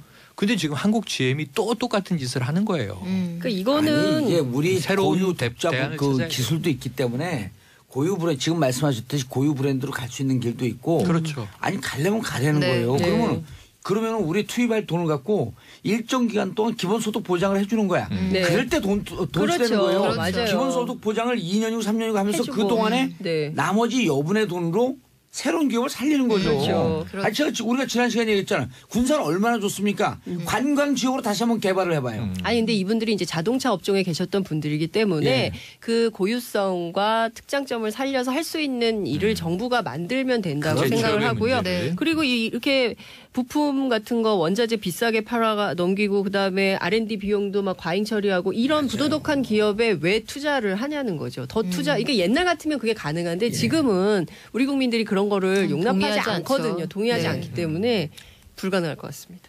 GMR이에요, GMR. GMR. 고맨. 이 사람아, 당신 나라 라이플이나 걱정해. 라이플. 고맨 라이플. GMR. 아니 트럼프 대통령이 많이 나오네요. 네. 지금 이 플로리다 총기 사건 말이에요. 17명 이 사회가 사망입니다. 얼마나 한심한 진짜. 사회냐면은 ARA가 뭔지 알죠? ARA. 네. 아메리칸 총기. 라이플 어소시에이션. 네. 미국 총기협회. 네. 제일 로비력이 센데 맞아요. 거기서 돈 받아먹느라고 이 총기 규제를 못하는 거 아니에요? 그러니까요. 아니 아유. 그래서 이게 무서운 일인데 총기 관련 어쨌든. 시간이 얼마 없어요. 자, 근데 플로리다 파크랜드의 스톤맨 더글라스 고교 17명이 14일 날 총기 네. 난사로 네. 사망했습니다. 이 정부 입장은 이래요. 이 총기를 쏜 이 정신병의 문제다. 개인의 문제로 치부하는 여기서 거죠. 지금 이게 말이 안 이 되는 거죠. 생존자 학생들이 네. 시위를 열었어요. 네. 그 생생한 장면이 있는데 믿지 않는다예요. 정신적인 문제 웃기지 마라. 예를 들어 뭐 칼로 살인을 했으면 17명 죽였겠냐 이런 얘기를 해요. 네. 문제는 총이다. 예. 문제는 총이다. 그렇죠. 문제는 총이다 이렇게 얘기를 하면서 트럼프 대통령에게 직격탄 날렸어요. 얼마 받았어 총기협회에서 네. 3천만 달러 받지 않았느냐. 네. 이걸 지금까지 사망한 사망자 머릿수로 나눠보니 이 미국인의 몸값은 1인당 5,800달러란 말이냐. 이런 얘기를 고등학생들이 하고 있으면서 이 고교생들이 지금 이제 워싱턴 DC에 시위를 예고했어요. 예. 제가 보기엔 이 총기 문제 때문에 심각해요. 고교생들이 우리나라의 중고딩 혁명당 예. 촛불 시위에 중고생 이제 혁명당 시발점이 있죠. 됐던 예. 것처럼 이거 제가 보기엔 만만치 않습니다. 네. 그럼 이제 우리가 여기서 할 수 있는 일은 딱 두 가지예요. 2008년도 소고기 촛불을 주도했던 분들, 예. 그 중고등학생들, 확연하네요. 맞춰야 사람들, 아니 그분들 중에 한 그때 살짝 실패했으니까 15명. 네. 그다음에 2016년, 2017년 촛불 주도했던 분들 85명 선발해서 네. 우리가 우리 국민들이 성금받고 주는 거예요. 가서 미국 가서 100명이 촛불의 진가를 가르쳐주고 와라. 촛불 원정대 촛불 원포인트 레슨. 과외 아니, 또 근데 대한민국 아니에요. 그 학생들이 똑같아요. 그 세월호 때도 아이들이 막 신고하잖아요. 예. 근데 이번에도 애들이 신고를 했어요. FBI 이런데. 맞아요. 근데 다 무시했죠. 무시했거든요. 그러니까 네. 이것을 뭐 그 총의 문제가 아니라 마치 그 학생의 개인의 문제인 것처럼 하는 것은 미국 사회가 이제 미국 사회도 받아들이기 어려울 것 같아요. 그러면 촛불의 힘을 이거 캔들 레볼루션 CR CCR Civil Candle Revolution CCR 노래 없나요? CCR 노래 하나. 자, 세 분 인사하시고요. 네. 끝났어요. 인사하세요. 이제. 네, 고맙습니다. 네, 감사합니다. 정봉재 정치쇼 1부 순서 들어가겠습니다. 자, 1부 뉴스 브리핑. 누구신가요? 네, 안녕하십니까. 미디어 오늘 정상근 기자입니다. 예, 미디어 오늘 정상근 기자. 아, 우리 방송 벌써 1년이요? 1년이 넘었나? 아, 1년이 3월 6일인가 시작했으니까 1년이 가까이 오고. 아, 정치쇼가요? 예. 아, 네, 그렇군요. 1년 만에 이렇게 국민들에게 깊은 넓은 사랑을 받는 게 그 어려운 건데 어떻게 그걸 해냈지? PD와 작가들이 잘했나? 네, 그런 것 같습니다. 예. 이상하 선수 올림픽 3연패로 맞고요. 총 4번 출전했습니다. 2006년 토리노 올림픽에서는 여자 500m 깜짝 5위. 자, 이상하 제가 우리 딸이 또 쇼트트랙을 해갖고 아, 정말요? 예, 조금 했어요. 한 1년, 1년 반. 지금은 안 하시고요? 아, 지금은 이제 애들이 좀 고등학생이니까 못해요. 왜냐면 늦게 시작해갖고 네. 하도 학교에서 왕따 당하고 학교 안 간다 그래갖고 저 경기도로 옮겨갖고 네. 화성에서 1년 반 하는데 날마다 죽고 싶다 그래갖고 결국 안 시켰어요. 아, 근데 힘들어서요? 너무 운동할 힘들었고. 때? 근데 이제 네. 그 코치들이 다 국가대표 출신들인데 그때 소전자면서 이런 얘기 하더라고요. 이상 같은 선수는 100년에 한 번 나올까 말까 한대요. 아, 예, 그렇죠. 또 예. 어제 경기도 정말 뭉클하더라고요. 어제 경기도요? 경기요, 서울인데, 경기. 아, 네. 여기. 경기? 네. 아, 어제 경기도. 네, 경기도. 이래야지. 네. 그랬죠. 난 또 경기도 지사 무슨 선거 얘기하는 경기도가 왜 뭉클하겠습니까? 어제 삐끗했어요? 3코너에서 삐끗했다면서요? 3코너에서 뭔가 좀 아. 네, 살짝 빠져나갔다 뭐 그런 느낌이 딱 들더라고요. 나중에 인터뷰할 때 보니까 네네. 본인이 너무 빨라갖고 네. 이런 빠른 스피드감이 너무 오래간만이어서 좀 낯설다고 그 얘기 하더라고. 그러니까 이제 그거 제어하지 못하고 네네. 쭉 튕겨나갔나 보죠. 네, 이번에 그 평창 얼음질이 굉장히 좋아가지고 네, 속도가 굉장히 잘 나온다고. 우리가 그렇더라고요. 그 강원도 주민들, 그 도민들, 네. 대한민국 국민들이 얼음에는 또 강하잖아요. 군사문화, 군사독재는 꽤 오래 있었고 군인 보면 얼음. 땡 하시죠. 강원도 군인만 있니까 군인들 보면 무셔 얼음. 네, 이것도 땡 하시죠. 네, 첫 번째 뉴스 갈까요? 첫 번째 뉴스요. 네. 이런 뉴스 이제 하지 말았으면 좋겠어. 네, 저도 뭐 그러고 싶은데. 해도 너무해요 진짜. 이거 어떻게 이럴 수가 있지. 그렇습니다. 그 청취자분께 어떤 뉴스인지 말씀을 좀 드리면 이 검찰이 삼성에 이어서 현대자동차도 그 다스 소송비를 지원한 정황을 파악하고 수사 중이다. 네, 이렇게 한겨레가 보도했습니다. 이 서울중앙지검 첨단수사 1부는 현대차가 2009년에 이 다스의 소송비를 대납하는 형식으로 100만 달러, 그러니까 우리 돈으로 약 10억 원가량의 돈을 그 이명박 전 대통령에게 건넨 정황을 파악하고 수사 중이라고 밝혔는데요. 삼성이 다스의 소송 비용 약 40여억 원을 그 미국 대형 로펌 에이킹건프에 송금을 했었잖아요. 예. 이것과 같은 방식으로 네, 현대차도 지급을 했다라는 겁니다. 검찰은 이 돈 역시 지금 뇌물로 의심하고 있다고 하고요. 현대차는 이명박 전 대통령하고 뗄래야 뗄 수 없는 네, 그런 관계인데 그 이명박 전 대통령이 실소유하고 있는 것으로 보이는 네, 다스가 바로 현대차에 납품하는 하청업체잖아요. 예. 이 다스는 2004년에 연매출이 2,200억대였는데 2004년에 네, 2004년에 연매출이 2,200억. 2,200억. 그때도 네. 많이 올라간 거예요. 그때도 많이 올라갔죠. 2002년서부터 올라가기 시작해요. 그렇죠. 2002년 서울 시작은 되잖아요. 네. 이 2004년에 연매출이 2,200억대였는데 그때가 언제였냐면은 그 이명박 전 대통령이 서울시장 시절인 2004년에 이 도시계획 규정까지 바꿔가면서 이 양재동 현대차 사옥을 중축을 하도록 이 허가한 바 있던 그때입니다. 근데 그때 이후로 2,200억까지 매출이 좀 늘었다가 그 이명박 전 대통령이 퇴임한 직후인 2013년에는 네, 1조 원을 넘었죠. 네, 매출이. 네, 엄청난 큰 기업으로 급성장을 한 건데요. 네, 그렇습니다. 나라를 서울시장을 나라를 대통령을 자기 개인의 부로 축적하고 진짜 그 푼돈 이 재벌들 보기에는 푼돈인데 그걸 하려고 네. 재벌들이 얼마나 이 정치인들 행정가를 우습게 봤겠어요. 그렇죠. 이 사실 뭐 이명박 전 대통령도 상당한 부자잖아요. 근데 이게 소송 비용 소송 비용 그 10억 원 이렇게 40억 원. 그냥 물론 어디 서민들한테 굉장히 큰 돈입니다만. 네. 40억도 10억. 어디 갖고 이시영 아들 둘이 그냥 살아도 부자 아니에요. 그렇죠. 아니 부자지간이니까. 네. 아버지 이명박 아들 이시영 부자지간으로 그냥 좀 어디가 살았으면 좋겠어요. 이렇게 국민들 신경 안 쓰게. 네. 그 부자가 그 부자는 아니는. 네, 아닌. 네. 그렇군요. 네. 당황해서 말이 꼬이네요. 이것도 있는데 그 아울러 서울 동부지검 다스 수사팀이 그 이명박 전 대통령 일가가 그 기존에 알려진 비자금 120억 외에 이 100억 원대의 비자금을 추가 조성한 사실도 새로 밝혀냈다. 네, 이런 보도도 나왔습니다. 이 다스의 임직원들이 검찰에 소환되면서 이런 사실들을 줄줄이 털어놨다고 하는데요. 다만 이 기존에 알려졌던 비자금 120억 네, 이거를 정호영 전 특검이 격리 직원의 개인 횡령으로 몰고 검찰에 이걸 수사를 입첩하지 않았었잖아요. 근데 이 부분에 대해서는 기소하지 않는 쪽으로 방침을 정한 것 같다. 네, 이런 언론 보도가 나왔습니다. 기소하지 않는다? 네. 왜요? 이유는 뭐가 뭐 딱히 드러난 건 없는데 네, 이 부분을 기소하지 않겠다는 방침이라고 하네요. 이 왜요? 공소시효가 내일 모레라고 해요. 이틀밖에 안 남은 건데 이틀 안에 빨리 기소를 해야 아니죠. 100억 추가된 텐데. 것도 2007년 그 무렵인가요? 그 이후 무렵인가요? 그 이후는 공소시효가 5년 더 남았는데. 네, 그 무렵인 것으로. 그 무렵인 것으로. 언론 그래서 보도에 나와 있습니다. 기소하지 않겠다. 네, 그러니까 기소하지 않겠다는 부분은 이 비자금 120억 원을 검찰에 넘기지 않은 부분. 네, 이 부분인 걸로. 네. 그러면은 그 배임 횡령도 기소하지 않겠다는 거예요? 아니면 검찰에 알리지 않은 정호영 특검을 기소하지 않겠다는 거예요? 정호영 특검을 기소하지 않겠다는 겁니다. 이 검찰에 않겠다. 알리지 않은 그 혐의를 그 기소하지 내용은 않겠다는 기소하지 거죠. 않겠다. 네네. 이미 자료는 같은데 꼭 집어서 얘기하지 않았기 때문에 네. 문제는 있다라고 볼 수 있지만 굳이 그걸 범죄 행위로 볼 수는 없다. 근데 사실 그것도 좀 의아한 거죠. 네, 네. 의아한데 어쨌든 뭐 검찰이 제 식구 감싸기다라고 비판하게 되면 할 리가 없죠. 네, 그렇습니다. 너무 깊이 들어간 건가요? 우리 사람들이 잘 이해를 못하는데 그냥 이렇게 통 짚고 넘어가면. 그렇죠. 뭐 추가로 뒤에서 또 얘기를 하는 걸로 안 잘 할 알고 것 있어서. 같은데. 네. 아, 그래요?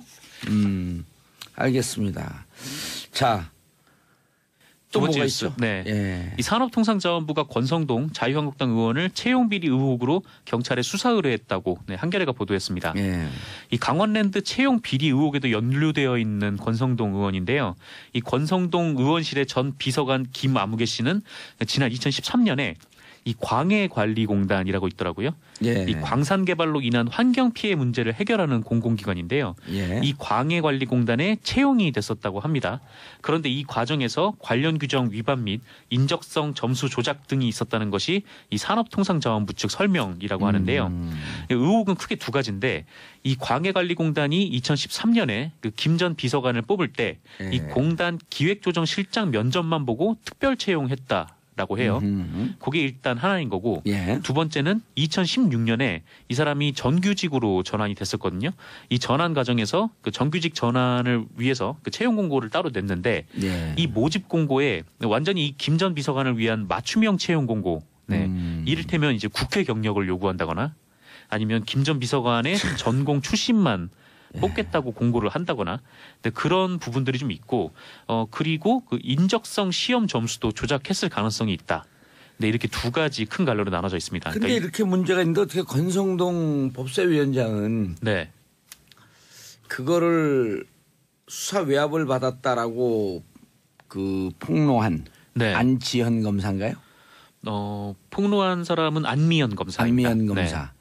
그분을 어떻게 고발하는 이런 뻔뻔함이 있을 수 있을까? 그러니까 정치인들이 이렇게 뻔뻔하게 보니까 정치인들 계속 못 믿고 그러는 거거든요. 근데 좀 의아했던 거는 이 안미연 검사를 고소를 했을 때 예. 허위사실 유포나 아니면 명예훼손 이게 아니라 예. 통신비밀보호법으로 알고 걸었다고 있는 하더라고요. 비밀을 그 얘기했다. 그럼 내부 고발자가 알고 있는 거 비밀 얘기해줘? 모르는 비밀을 얘기합니까? 그렇죠. 내부 고발자는 당연히 그럼요. 내부에서 알고 있는 비밀을 얘기하는 앞으로 건데. 이제 이 권성동 법사위원장 논리대로 하게 되면 네. 내부 고발자들은 아무것도 알리면 안 돼요. 다 통신비밀법으로 걸어버려야 돼. 그렇죠. 그러니까 그 그게 무슨 말 폭로한 같지도 않은 소리야. 이 폭로한 내용이 거짓말이다 이걸 건 게 아니라 예. 왜 폭로했냐라고. 그러니까 네가 걸었다라고 알고 볼 있는 수도 있는 정보로 거죠. 내부 고발자가 왜 나와요? 네, 그렇습니다. 내부에 팍팍 쏟고 적폐를 어떻게 청산해 그럼? 그렇죠. 그 뭐 내부 고발자가 있어야 예. 되고 또 아니, 내부 우리 고발자는 보호를 받아야 되니까. 정상 기자가 네. 권성동 위원장이라고 하고 내가 질의할 테니까 답변해 보세요. 아니 아니요. 그럼 내부 고발자면 고발자는 다 무서워요. 알고 있는 사실을 하는데 그거 고발하면 어떻게 하라는 거예요? 아, 제가 그럼 그걸 모르고 있는 걸 얘기합니까? 네. 아니 제가 그거를 권성동 법사위원장 당장 이거 그 뭐 사회복 내려놓으세요.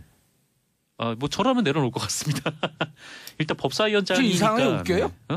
네, 저요? 네. 아니, 권성동 법사위원장으로 분해갖고 해보라니까. 저 그 지금 이상하게 마음이 잘 안 웃깁니까? 될 것 같아요. 다 잘 안 돼요? 네, 아 뻔뻔하지 않아. 네, 굉장히 당황스러운 대화가 오갔네요. 롤플레이 하는 거예요 우리가 그래도 아침부터. 네, 그렇군요. 월요일 아침인데 기분 좋게. 네, 받아들이지 못해서 죄송합니다만. 다시 한번 해보세요. 권성동 위원장. 못하겠다니까요. 연극과 안 나왔어요? 네, 아 그렇구나. 전혀 그쪽이랑은 연관이 없습니다. 무슨 과 나왔어요? 저는 역사 공부했습니다. 아 역사적으로 생기셨어 역시. 아 그래요? 역사적으로 생긴 거는 어떻게 네. 생긴 거죠?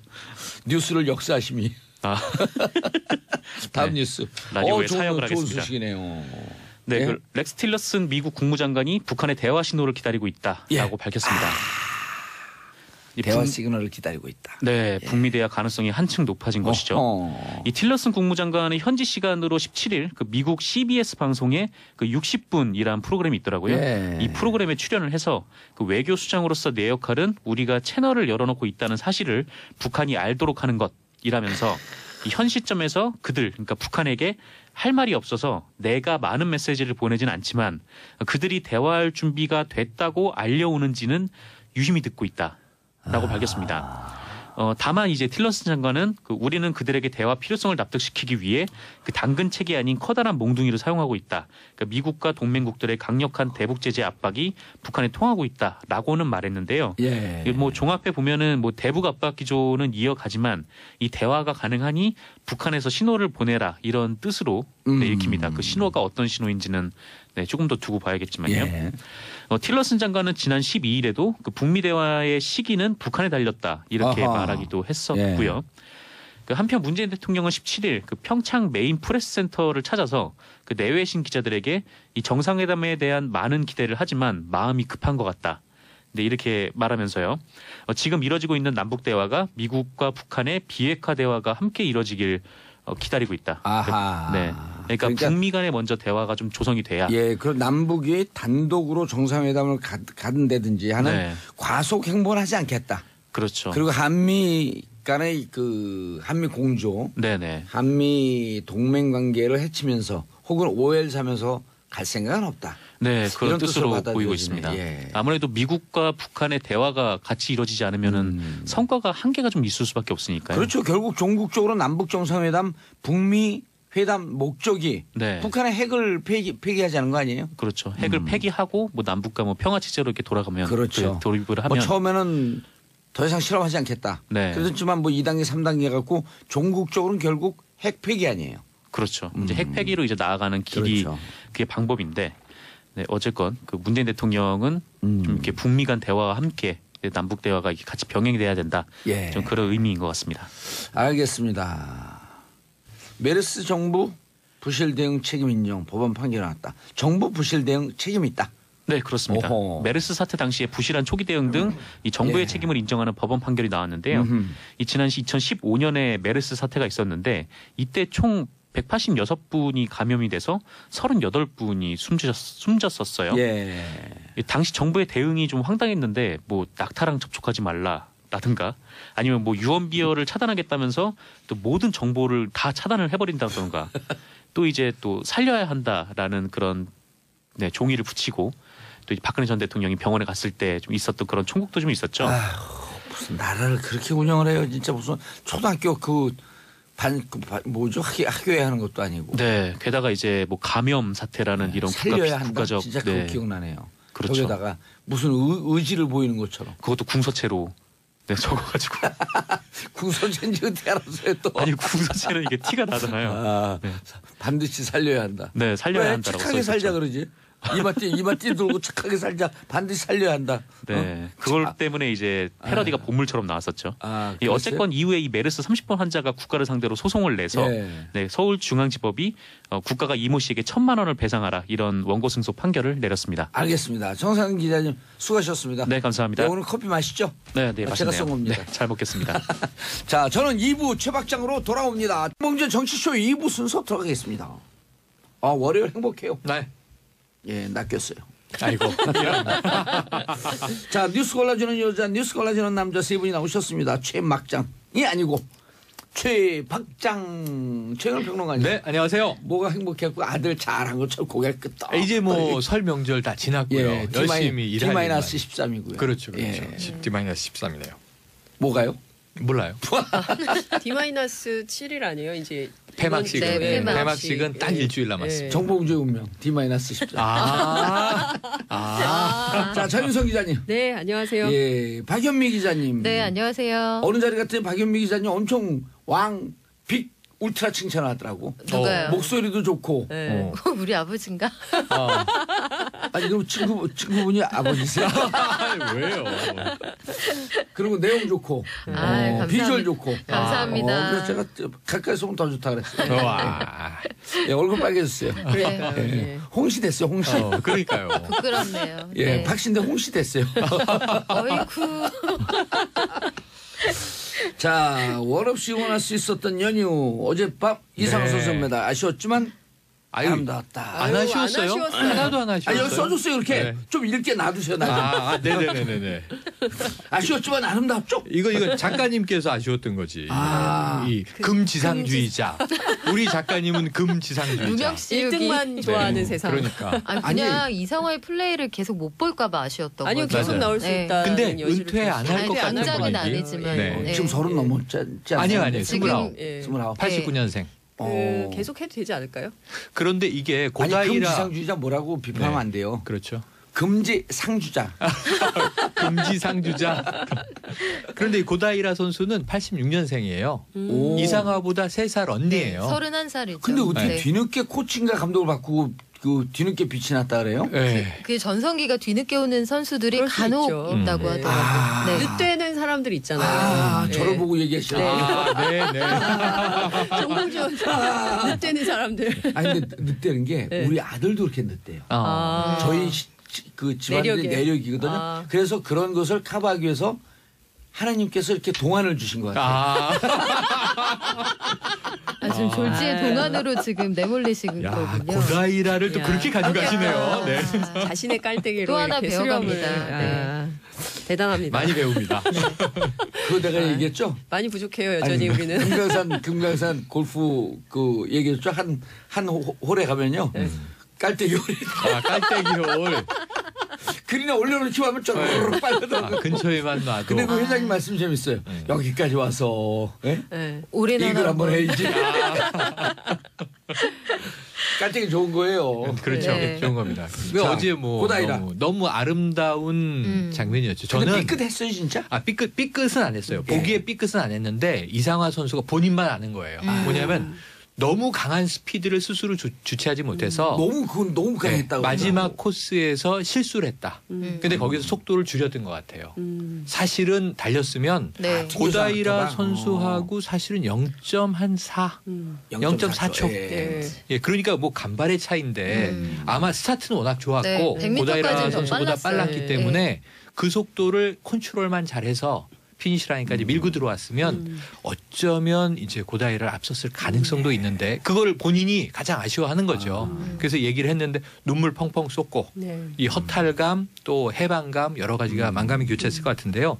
전 더 좋았던 게 뭐냐면 고다이라 선수랑 우정이 끈끈해요. 네. 그러니까 어찌 보면 우리나라 태극기와 네. 그 옆에 일장기를 들고 1, 2위 선수가 나란히 트랙을 이렇게 가면서 네. 손을 흔드는데 네. 우는 이상한 선수를 고다이라가 또 언니인데 끌어안아주고 그리고 나중에 인터뷰에서 밝힌 걸 보니까 야, 평창에서는 상화야 네가 1등해 내가 2등 할게 고다이라가 이랬고 이상한 선수는 아니야 언니가 1등해 아니, 내가 1등 그래놓고 할게 이러기예요. 그랬는데 자기 얘기처럼 돼버렸다 그러면서 이제 아니, 이러냐. 허허 웃더군요. 네 좋습니다. 네. 스포츠맨십이 네. 다 보여줬고요. 한일관계가 다 최선 그렇게만 다했고요. 된다면 참 좋겠네요. 우리 학부모님들은 초등학교 또 학부모님들은 두 가지 이유로 나뉜대잖아요. 네. 빙상시킬까? 음. 또 한 이유는 음. 둘이 대화하는 거 보니까 영어 교육 좀 더 시켜야겠네. 교육이네 교육. 아, 네. 한국 진짜. 예, 부모님들. 예.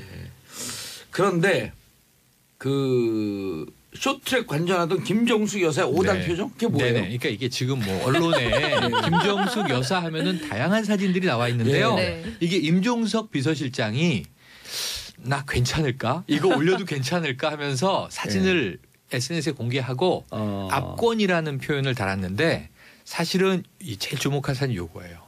김정숙 여사가 네. 문재인 대통령 어깨에 매달려 있습니다. 그러니까요. 깜짝 그러니까 놀랐어요. 이거 사실. 보면은 네. 중장년 부부들 부부싸움 납니다. 야. 설 명절에 부부싸움이 아니 난다니까요. 사실 가족끼리 이러는 거 네. 아니잖아요. 그렇죠.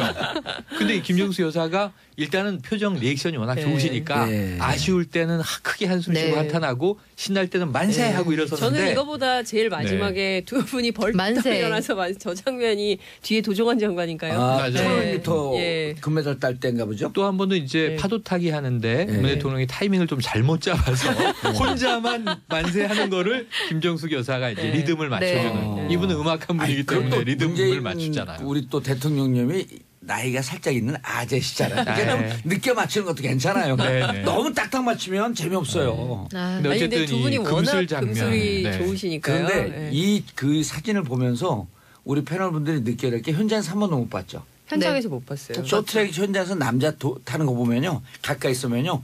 너무 무서워갖고 뒤를 이렇게 움찔움찔. 그러니까 저기서 김정주 속도감. 여사께서 문재인 대통령 어깨를 딱 잡은 게 이 속도감이 공포스러울 정도로 빨라요. 스릴. 예. 스릴. 그렇죠. 진짜 옷서 넘어지면 이 다칠까 칼날에 부상 많이 당해요. 그 일날 경리, 것 같아요.